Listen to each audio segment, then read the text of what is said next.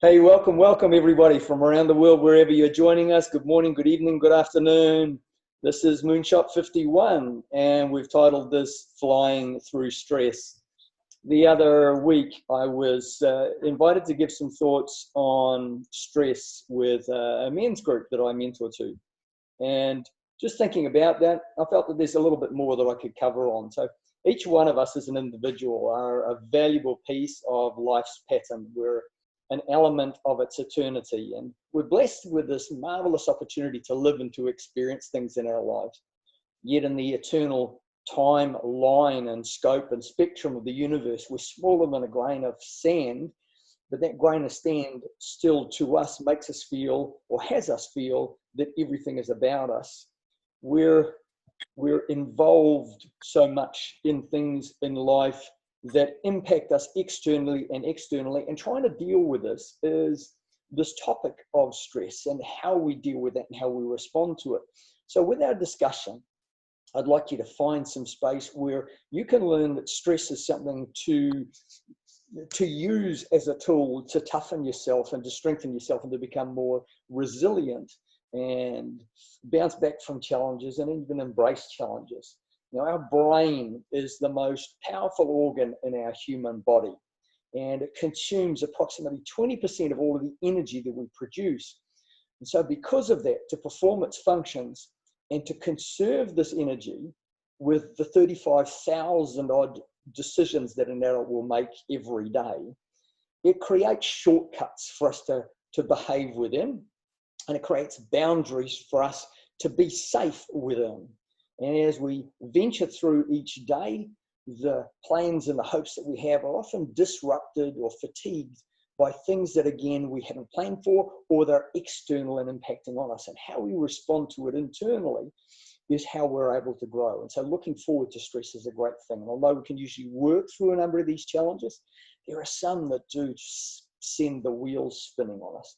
So I've invited a friend of mine from New Zealand who is a member of this Brothers for Brothers group that we speak on. He is a triathlete, and I wanted to talk to him and have him share some of his experiences and the stresses that come from a sport that involves a number of different modalities and the internal pressures as much as the external. So Gazza, welcome. Thank you for sharing your time. I understand you're with your family.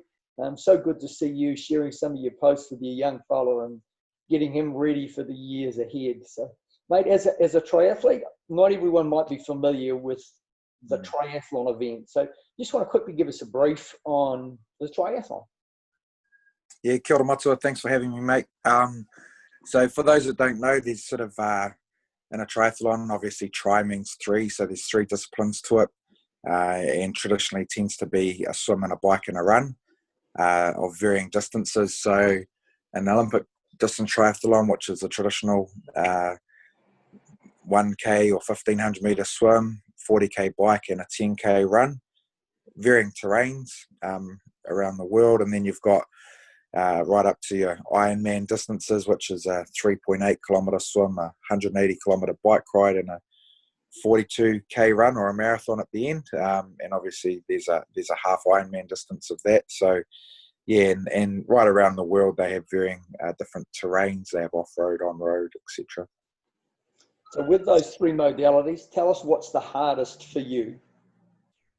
Yeah, I guess when I entered the sport, swimming was the hardest because I couldn't swim. Couldn't swim 100 metres, but now I'd say definitely it'd be the run. It's the third discipline on the day.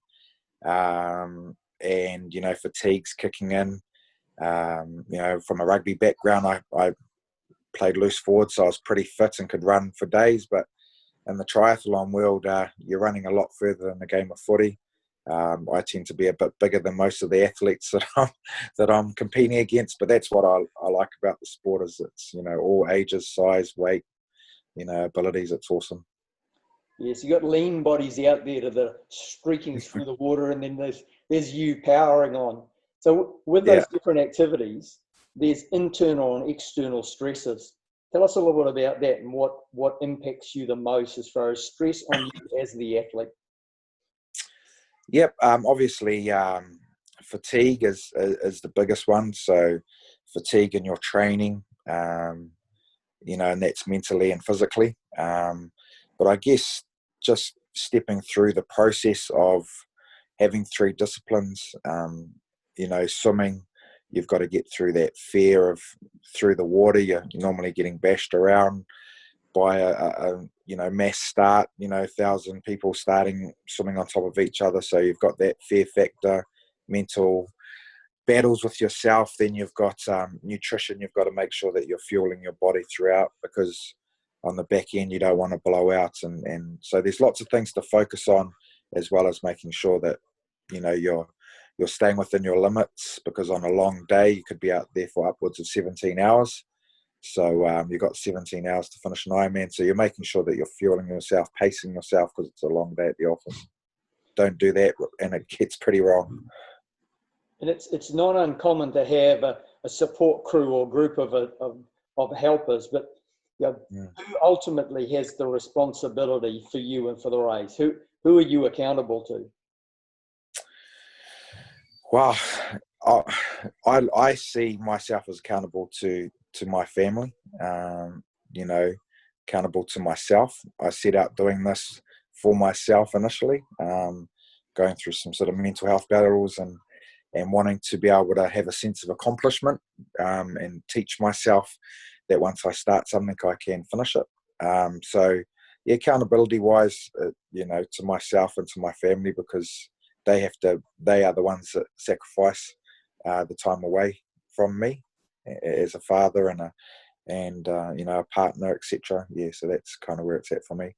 Okay, appreciate you sharing that. And there's, if you haven't figured out sort of why I invited Darren, we'll just kind of move through each of these different modalities.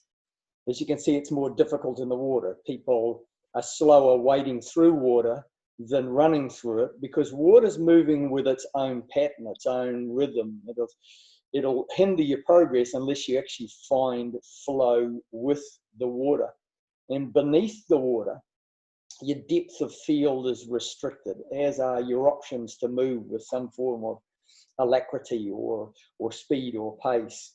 And there's also the aspect of unseen, as you mentioned, the fear, the thrashing around of other bodies, and how that's going to impact you.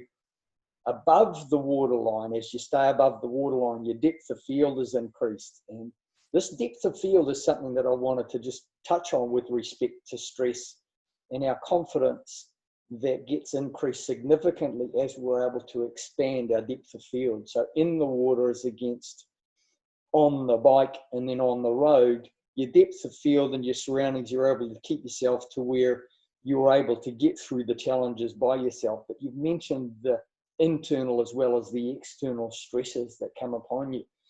So what has been for you the greatest experience from participating in these events? Like the why, you know, we come back so often to this, what's your purpose for it? Why do you do this? Yeah, lots of reasons. I'm probably a bit crazy, you know, having finished playing sport. I didn't really have playing rugby. I didn't really have an outlet to release my endorphins, you know, get them going, etc. And probably being around the house too much. My missus, you know, the other half's telling me to get out and do something. So that's probably why I started off, you know, thinking this sport. But enjoyment, the sense of competing, the sense of completion, the journey. I mean, the event on the day is the icing on the cake. It's the growth that you have, you know, the cold winter days in New Zealand, you know, when you're up having to go to the pool at 5 a.m. You know, on a sad day where your mates are out having a beer, you're on your bike for 6 hours. You know, it's a sense of satisfaction to, you know, to complete something, and then you work and you put all that training together, and the icing on the cake at the end of the day is, you know, jumping in the water with 1,000 other like-minded people who have done the same similar journey. You know, riding alongside them, being grateful that your body's allowed you to be there on the day, and then trugging on through, and you know, me being a back ender, making the most of the food on the tables, and that finish line feel of is just it's a sense of undescribable enjoyment and satisfaction coming down that finish line of an Ironman. It's unreal.